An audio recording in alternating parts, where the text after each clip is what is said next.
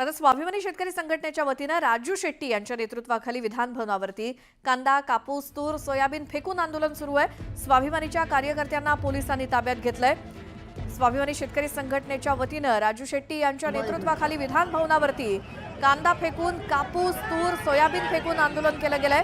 पोलिसांनी स्वाभिमानीच्या कार्यकर्त्यांना ताब्यात घेतलंय। मुंबईमध्ये विधान भवनावरती हे सगळं कांदा असेल, कापूस, तूर, सोयाबीन फेकून आंदोलन सुरू आहे। अधिक माहिती घेऊया, आमचे प्रतिनिधी ज्ञानेश्वर साळोखे आपल्या सोबत आहेत। ज्ञानेश्वर, राजू शेट्टी आणि त्यांच्या कार्यकर्त्यांचं आज विधान भवन परिसरात सुरू असलेलं आंदोलन, त्याबद्दल काय माहिती?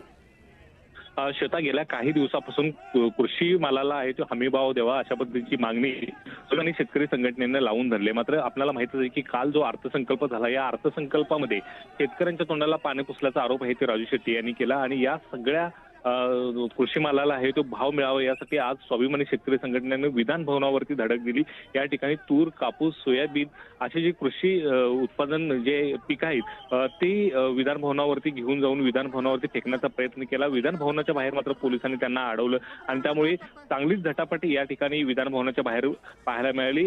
काही काळ तणावाचं वातावरण सुद्धा या ठिकाणी पाहायला मिळालं। आक्रमक असे शेतकरी झाले होते आणि त्यांनी कृषी मालाला भाव मिळावा अशा पद्धतीची अपेक्षा करत आहे ते हे आंदोलन केलं। मात्र पोलिसांनी या सगळ्यांना आता ताब्यात घेतलेलं आहे। इथली तणावाची परिस्थिती आता काहीशी निवळल्याचं पाहायला मिळते। मात्र राजू शेट्टी आहे ते या पुढच्या काळात सुद्धा या विषयावरून आंदोलन करण्याच्या पवित्रामध्ये आहेत आणि सरकारला कृषी मालाला जो आहे तो योग्य तो हमी भाव मिळवून देऊ अशा पद्धतीचा इशारा ते देताना पाहायला मिळतात। त्यामुळे सरकार या आता आंदोलनाची कशी दखल घेते हे पाहणं आता महत्त्वाचं असणार आहे। बिलकुल ज्ञानेश्वर, धन्यवाद या माहितीसाठी। विधानसभेत आपण थेट जाऊयात। विधान भवनाच्या बाहेर हा सगळा गोंधळ सध्या सुरू आहे।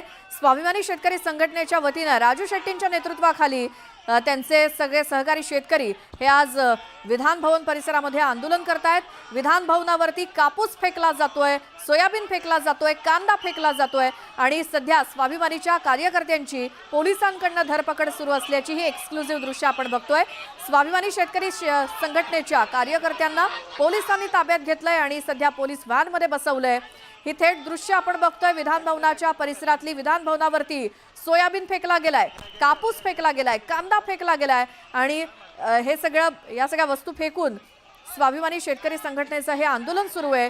शेतकऱ्यांचं हे उत्पादन ज्याला भाव मिळत नाहीये त्याच्याच रागातनं हे सगळं शेतकऱ्यांचं उत्पादन विधान भवनावरती फेकलं जात आहे आणि आंदोलन स्वाभिमानी शेतकरी संघटनेचं। बऱ्याचशा कार्यकर्त्यांना स्वाभिमानीच्या कार्यकर्त्यांना पोलिसांनी ताब्यात घेतलंय, या पोलीस व्हॅनमध्ये बसवलंय, तरी देखील घोषणाबाजी सुरू आहे, ही धरपकड।